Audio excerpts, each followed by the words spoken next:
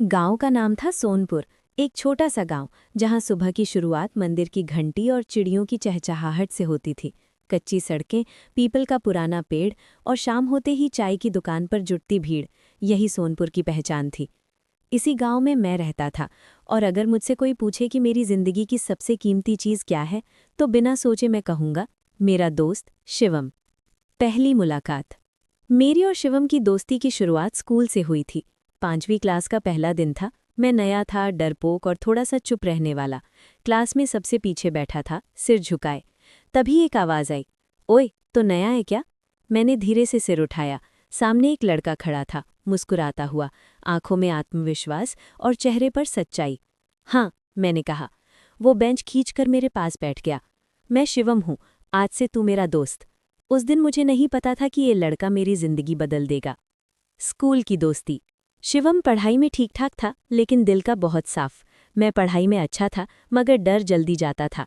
जब भी कोई टीचर सवाल पूछता, शिवम मेरी तरफ कोहनी मारकर बोलता, बोलना, तुझे आता है। अगर मैं गलत जवाब दे देता तो वो हंसकर बोलता, कोई नहीं, अगली बार सही बोलेगा। धीरे धीरे स्कूल में सब हमें एक साथ देखने लगे। लंच साथ, होमवर्क साथ और सज़ा भी साथ। एक बड़ी लड़ाई। 8वीं क्लास में एक दिन गांव के कुछ बड़े लड़कों ने मुझसे बदतमीजी की। मैं डर गया, कुछ बोल नहीं पाया। शिवम को जब पता चला, वो सीधा उनके पास गया। मैंने उसे रोका, मत जा, वो लोग बहुत गलत हैं। शिवम बोला, गलत के सामने चुप रहना उससे भी बड़ा गलत होता है। उस दिन शिवम को बहुत मार पड़ी। उसकी शर्ट फट गई, होंठ से खून बह रहा था। मैं रोते हुए बोला, मेरी वजह से। वो मुस्कुराया। दोस्ती में वजह नहीं देखी जाती। उस दिन मैंने समझा, सच्चा दोस्त क्या होता है। गरीबी और सपने।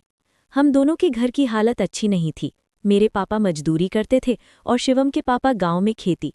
पर सपने बड़े थे।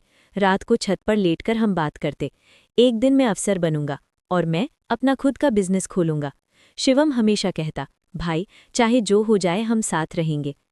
जिंदगी का सबसे कठिन मोड़। 10वीं क्लास के बाद मेरे पापा बीमार पड़ गए। घर की हालत बहुत खराब हो गई। पढ़ाई छोड़ने की नौबत आ गई। मैंने शिवम से कहा, अब नहीं पढ़ पाऊंगा। शिवम चुप हो गया। अगले दिन वो अपने पापा के साथ मेरे घर आया। उसने कहा, चाचा, ये पढ़ेगा, मैं इसकी फीस का इंतजाम करूंगा। मैं हैरान रह गया।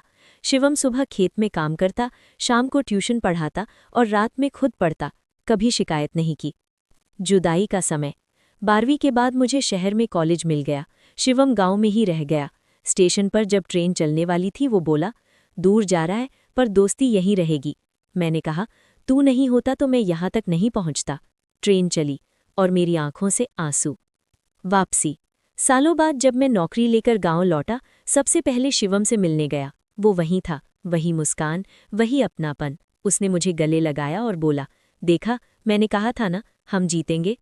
आज आज लोग मुझे मेरे नाम से जानते हैं, लेकिन मैं खुद को शिवम का दोस्त कहलाना ज्यादा पसंद करता हूँ, क्योंकि दोस्ती वो नहीं जो साथ हंसे, दोस्ती वो है जो मुश्किल में खड़ी रहे।